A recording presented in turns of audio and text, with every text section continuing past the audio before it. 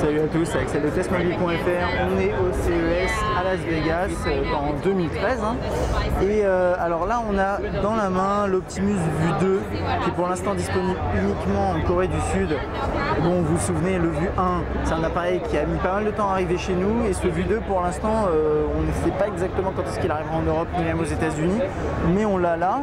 Alors, quelles sont les différences? En fait, si vous voulez, c'est pas, il n'y a pas grand-chose. C'est vraiment du software d'après ce qu'on a pu constater. Au niveau des specs, on a toujours la puce LTE, les 2 Go de RAM, les 16 Go de mémoire interne avec expansion 32 Go via micro SD, écran 5 pouces, etc.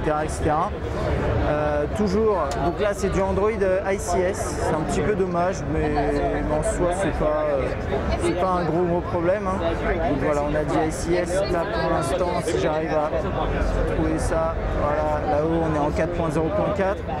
Pour le reste, c'est la surcouche qu'on trouve chez LG, qui est plus ou moins la même que sur le premier Vue, à 2 options près. Alors, la première, c'est ce qu'ils appellent View Talk, talk comme parler en anglais, qui permet de lancer une discussion simultanée avec un deuxième terminal compatible, donc un deuxième Vue 2.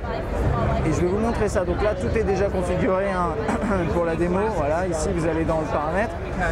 Et en fait, ça va ouvrir une pop-up sur un autre terminal qui est juste à côté de moi. Et je pense que la personne elle va refuser. Je vais essayer de la rappeler pour voir. Ok, alors attendez. Je vais voir s'il n'y en a pas une en cours, comme ça on peut voir ça. Non, je ne sais pas trop comment on va faire. Alors attendez, on va réessayer. Non, il dit qu'il y en a une en cours actuellement. On va faire stop. Sorry. Ok, on va essayer. Bon, il dit qu'apparemment il y en a une en cours, alors attendez. On va essayer sur celui-là, en espérant que ça marche. Et non, il dit qu'il y en a une en cours encore. Je ne sais pas comment on va faire pour...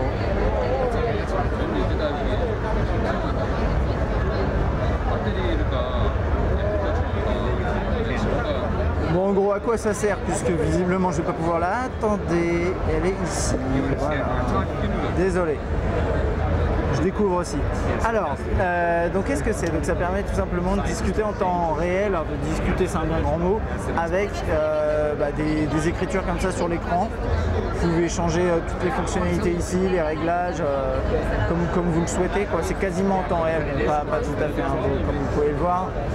Vous pouvez également ajouter des images. Donc là par exemple je vais mettre une photo de moi. Ça va être bien ça.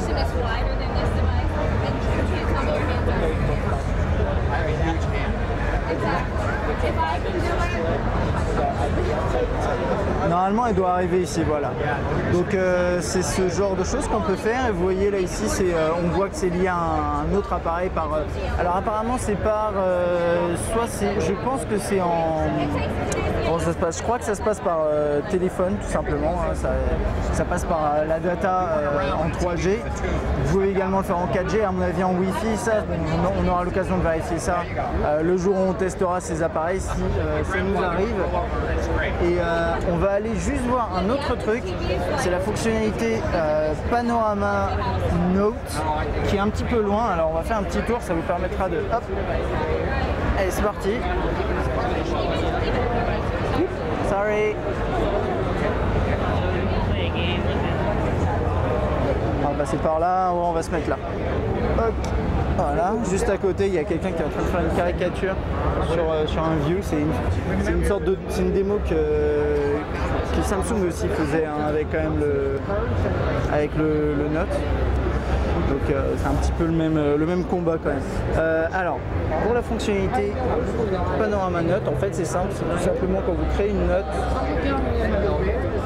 on va revenir en arrière, voilà, hop. Vous avez maintenant New Note et Panorama Note.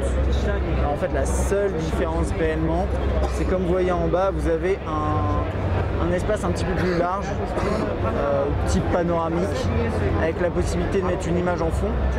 Donc là, par exemple, je peux mettre ça. Voilà.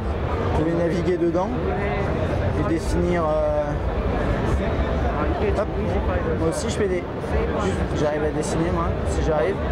Ah, j'ai l'impression qu'il a bugué ou c'est moi qui. Non, il n'a pas bugué. Voilà.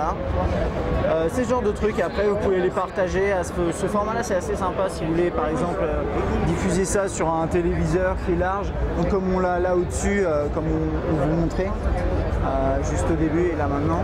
Donc, vous voyez, ça peut être pratique là, avec quelqu'un qui fait une caricature et c'est un écran large 16:9 de ce format. Enfin, ce format-là, c'est assez sympathique.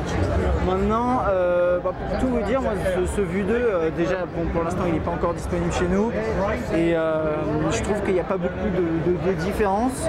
J'ai demandé si les fonctionnalités présentes sur ce Vue 2, donc à savoir le mode panoramique et le mode View Talk seraient disponibles sur le Vue 1 ou peut-être l'Optimus G. On m'a dit que ce ne serait pas forcément le cas. Donc dans l'immédiat, ça va falloir attendre.